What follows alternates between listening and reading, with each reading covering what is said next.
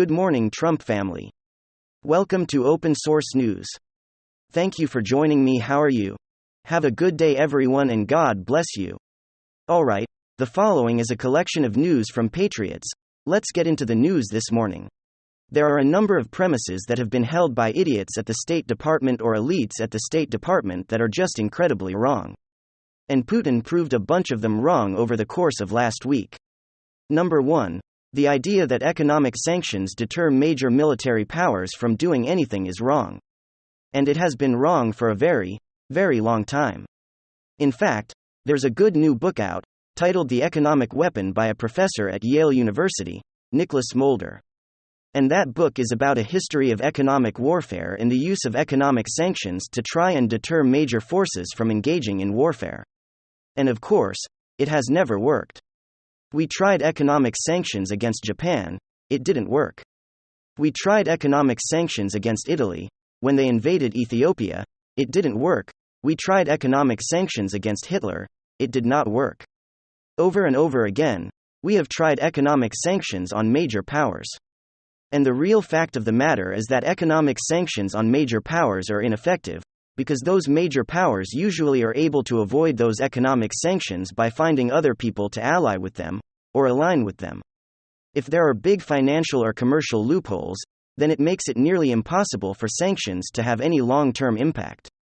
And again, alliances allow you to skirt all of that, which is exactly what Russia has known. So economic sanctions were bound to be a failure here, particularly the sort of economic sanctions that we were laying for Russia, as we'll talk about in just one moment. That's not the only idiotic foreign policy idea that was shattered by Vladimir Putin's aggression. Another idiotic foreign policy idea is that just because you're a second-rate, economic power, that means that you're not going to be aggressive. That's always been foolish. In fact, it turns out that countries that are second-rate, economic powers have routinely been extraordinarily aggressive on their borders. The reason being, when you are weak internally, this means that you tend to be more aggressive externally, in order to lock down your own population and give them some sort of common purpose. So everyone was suggesting that because Russia has a very weak economy, again, Russia's total national GDP is approximately the size of the GDP of the state of Florida. Just because of that, the idea was, well, Russia presumably would stop being quite as aggressive. Why? Why would we think that? And yet, that was the going wisdom in a lot of foreign policy circles. Other growing wisdom in foreign policy circles, promoted by the likes of Always Wrong, Thomas Friedman of the New York Times, is that if countries had McDonald's, they wouldn't fight each other. That trade ties would somehow, as the Congress of the Economic Sanctions argument that trade ties would somehow prevent war from breaking out, that wasn't even true with World War I. In the late 19th century, early 20th century was considered a period the high watermark of global economic integration, and ended in disaster with World War I. So is always foolish, the notion that if you have countries that have allowed some semblance of capitalism to invade, that this would somehow bring countries closer together, not necessarily other myths that the UN is a useful institution. Now, everybody has known for decades that the UN is a completely useless institution. It was formed in the aftermath of World War II. There are countries that are on the Security Council that just should not be on the Security Council. The fact that the United States and the USSR were both on the Security Council immediately meant that the UN was going to be a useless and feckless organization. Today, you have Russia and China sitting on the Security Council. That means nothing is ever going to get done there. The idea of having a League of Nations with nations that despise you and want to destroy you is completely stupid. The UN is not just stupid. It is counterproductive. It has been corrupt and venal, and the General Assembly has been largely evil for nearly all of its entire existence. So when you see our politicians jet-setting over to the UN, in order to inform the nations of the world in highfalutin high-blown speech, that history will rebuke people like Vladimir Putin. Yeah, the UN is a useless organization, we should level the building and salt the ground. Other ideas on foreign policy, they've been proved wrong by Vladimir Putin here. And again, this doesn't mean that Vladimir Putin is right or good. Vladimir Putin is a thug dictator. He's been a thug dictator for a very, very long time. He is right now, I believe, the longest-serving world leader on planet Earth. But other ideas that he has shattered here, because it turns out that hard-headed brute military force shatters a lot of illusions. Are the non-treaty promises by major nations are useful and trustworthy? They're not. Ukraine was promised security by the West.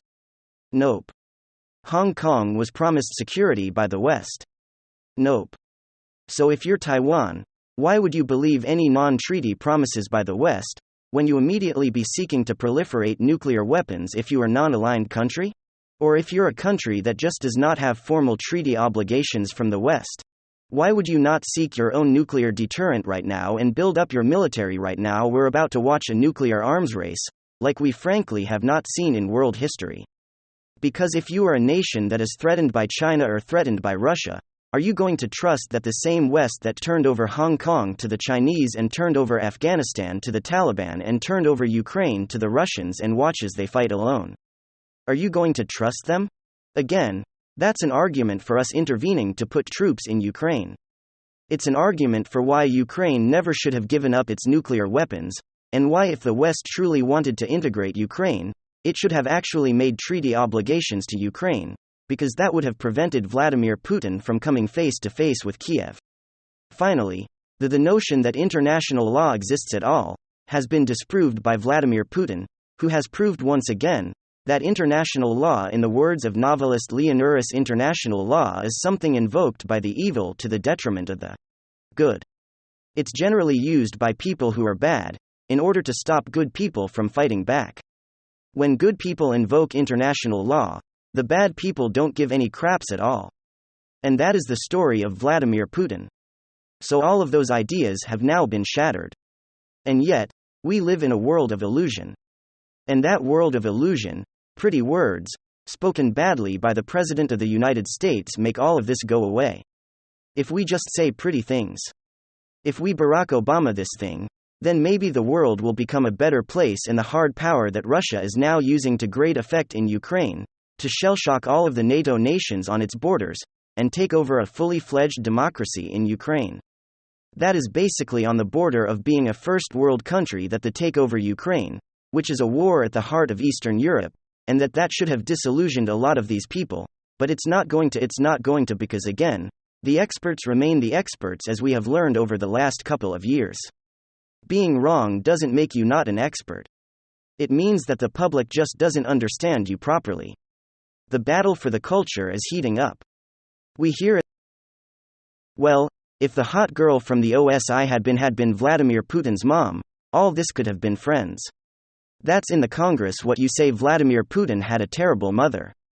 That's obviously why he is the way he is, not something that's just beaten with a stick or something. That's why he is. It can't be that he is a geopolitically motivated thug dictator of wishing to expand Russia's boundaries. The real problem is that he has childhood angst. Instead, he had social anxiety when he was a kid and his mother didn't hold him and cuddle him enough. Now, what's funny about this is that basically, that is the view of the left. The view of the left is that Vladimir Putin is insane or irrational or pathological in some way, and that the way that you get through to Vladimir Putin is kindness, maybe a little bit of economic sanctions, a little bit. We want to go too far. After all, he has to be part of the family of nations. We need his help on climate change. We need to start with Iran. The world is filled with beautiful people who have different cultures from our own, that we will not try to pretend to understand in any way. We'll just assume they want the same stuff that we do. And because we assume they want the same stuff as we do, if we offer them that stuff, they'll probably do what we want them to do. And then when they don't want to do that, then we will assume that it's because they had some sort of brutal childhood trauma and the pathological. I'm not sure there's any more solipsistic culture on planet Earth than the culture of the West at this point. We are so obsessed with our own stupidities, that not only do we engross ourselves in these stupidities to the exclusion of world events, but then we assume that everybody else is also engrossed in these stupidities. By the way, this crosses all political lines. You see this on the right, you see this on the left. In the United States, there's this weird habit of assuming that because we have a thing going on here, that this means the rest of the world doesn't matter. This is the habit of sort of the isolationist right. And we have a lot of problems here. There's a lot of problems with wokeness in the schools, true, and problems critical race theory. True, we have a problem with gender fluidity being taught to small children. True, therefore, we shouldn't do anything about Ukraine. And that sort of solid-cistic navel-gazing is not helpful to people who you know are about to be blown up, Vladimir Putin, for example, or to the Taiwanese. And turns out that foreign policy does have an impact on your real life, because when shipping lanes get cut off in the South China Sea, all the stuff that you like is no longer available. And by the way, when you have rival civilizations that are rising, it also has an impact on the confidence and future of the country in which you live. Isn't that from the right, from the left? You have this view that really what the people of the world want is the transgenderism. What they really want is a left-wing point of view about democratic socialism expanded to them. And so if we just cut them a few checks, if we massage their back, if we hold them in the warm embrace of motherhood, then magically, they will come around, and they will just be the best people, they will be our friends, because at heart, freedom and liberty will win, but our Thai style of freedom, ourselves, liberty, they have the same priorities that we do. So on the isolation is right, the idea is they have different priorities than we do. Therefore, we shouldn't care about what happens outside our own borders at all. And then on the surrender-oriented left, the idea is they have the same priorities that we do, they just don't know yet. So we will try to throw things at them, we will try to give them carrots. And then if they spit in our face, then we will assume that there's something wrong with them. But there's not much that we can do about that, after all, deep down in the cockles of their heart. They know that we are right, and they wish to live the way we do. Or alternatively, all of this is wrong. And the world is filled with a lot of people, a lot of different ambitions.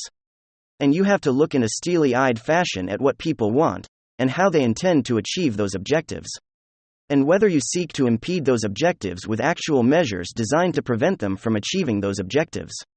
That's how you do foreign policy. But nobody seems to want to do foreign policy that way. And that's why you end up with the mess that you have in Ukraine. By the way, it ain't gonna end in Ukraine. I know right now, everybody's got their eyes on Eastern Europe and Latvia and Estonia, Lithuania. The notion that Vladimir Putin is going to invade those particular countries. I think that's unlikely in the near future. I think he's perfectly happy with having carved off this giant chunk, the size of Texas, in the middle of Eastern Europe. Seems like a pretty good start for his global empire. But the place we should be looking right now is, of course, Taiwan. And we're not. The Biden administration is more focused on all the things that they say everybody else should be focused on: climate change, racial equality and justice, systemic injustice, and systemic racism and income inequality, and all the other nonsense causes that they've dedicated their lives to. That's where they're going to focus. Until precisely the moment that China makes a move on Taiwan, at which point, there will again be a lot of navel-gazing and some talk about sanctions. But we wouldn't want to sanction China too toughly. I mean, after all, since the 1970s, we've basically admitted that Taiwan was a part of China. So do we really have a leg to stand on here? This pattern will be repeated until the West decides to get lean and mean and hungry again and realize that what motivates it doesn't necessarily motivate everybody else, but that what motivates us is good if we look to the heart of what our civilization ought to be, and was about. Until that point, they're gonna take the Stalin line: you push where there's much, you just push as far as you can until somebody stops you. Ain't nobody stopping Vlad. Ain't nobody stopping the Chinese yet. So that means they're going to continue pushing. So get ready for things to get a lot worse. Thank you very much.